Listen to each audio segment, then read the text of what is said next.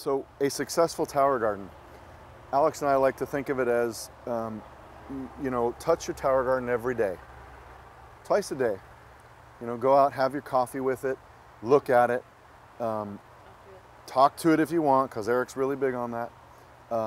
And I did in the beginning talk to it. I don't seem to do that much anymore, but you have to be connected with your tower garden to know what's going on with it. If you just plant some things and let it go, well, guess what's going to happen? It's going to be neglected and not going to do well. So we say touch your tower garden twice a day. Now, once you do that for a little while, you're going to have a good rhythm of what's going on with your tower garden, and maybe you don't need to. Probably the most important thing besides that is eating off your tower garden. Use your tower garden. Yep. If you use your tower garden, you will know when it's getting low on water. You will see when some bugs are maybe starting to creep in, and you can do something about it. If you neglect it or you just let it go or don't pay attention to it, you know, the bugs are going to take over, and you'll have some unhealthy plants. And when you have unhealthy plants, bad things happen. So pick your stuff often to keep your tower garden happy and healthy, keep your plants healthy. Also rotate your crops as much as you can. You know, certain crops have different lifespans. Like a lettuce, for example, if you're doing good quality seeds, that'll regenerate 3 or 4 times, and then you're done. And it's really up to you when you want to do that, because it's a taste. It's whatever taste you like.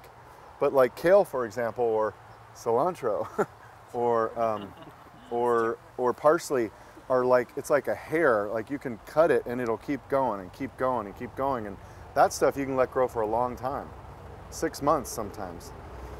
So using high quality seeds, which I'll talk about when we do seeding, using the best water you can.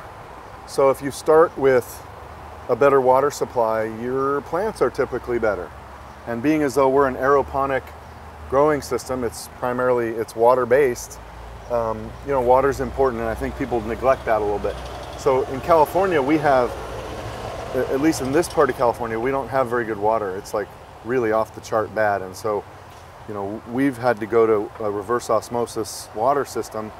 And reverse osmosis will remove all the minerals from the water, but it doesn't matter because you're putting the minerals back. Correct, yeah. So if you start with a zero base water, then... Well, I'd like to repeat I forgot what your name was. Jamie. Jamie. Jamie brought up a really good point about if you're using, you know, bottled water or filtered water or reverse osmosis water. A lot of that water has everything taken out, all the good stuff and the bad stuff. So when you put your plant food, the tonic A and tonic B, into your water, you're putting all those minerals back in. Just, you know, because a lot of people do ask about that.